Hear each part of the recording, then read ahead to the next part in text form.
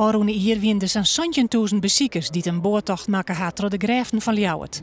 De gidsen steurden haar een bod onder vertutteerde ruiten en kelders. Vroeger in onze jeugd waren de meeste van die kelderruimtes prachtig weergegeven door de winkeliers. Die kelders waren de laatste jaren zijn ze zwaar verwaarloosd vanwege het feit dat ze dus erg vochtig zijn. De ramen waren met alg bekleed. 3 van die kelderramen hebben we beplakt. Deze met Mercurius.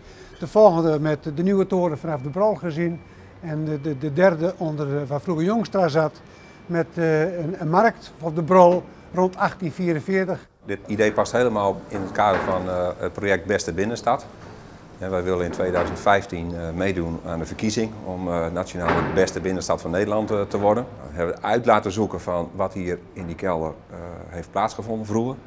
En het bleek dus dat er een wolkamer in de 17e eeuw actief is geweest. En de balen wol die kwamen hier naartoe. Die werden uit elkaar gepluist en vervolgens draad van gemaakt. Nou, op die basis hebben we een vormgeversbureau opdracht gegeven, gevraagd eigenlijk of zij daar een invulling aan wilden geven. De preem varen nog rond 1 oktober.